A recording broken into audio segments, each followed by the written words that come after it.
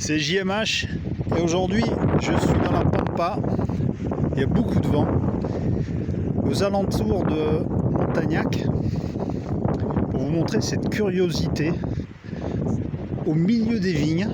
Il y a vraiment que des vignes ici et des parcours VTT. Et au milieu de tout ça, il y a cette curiosité et c'est très sympa. Une sculpture de Ben Truscott, la vendangeuse. Et comme je vous l'avais dit, je voulais vous faire un brief sur l'obtention du crédit d'impôt, donc lié à la pose d'une borne de recharge à votre domicile. Pour obtenir ce crédit d'impôt, donc sur les impôts payés l'année suivante la pose de la borne, vous devez réunir 3 conditions. La première, c'est que l'électricien qui va vous faire le travail soit qualifié IRVE.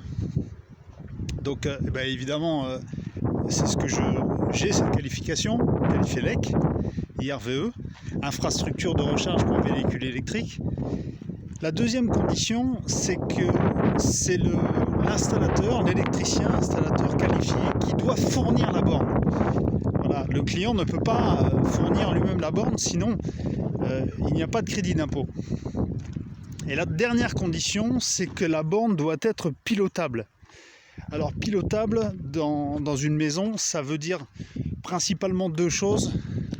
La borne peut être connectée au Linky et ainsi recevoir des ordres de délestage, c'est-à-dire la Linky dit quelle est la limite à ne pas dépasser pour la consommation globale de la maison.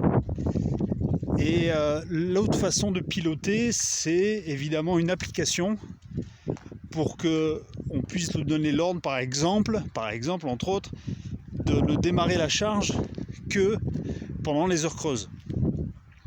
Voilà, donc les 3 conditions: qualification IRVE, que la borne soit fournie par l'électricien et que la borne soit pilotable. À bientôt. Et dans un prochain post, je vous mets un lien vers le site du gouvernement pour ce crédit d'impôt. À bientôt.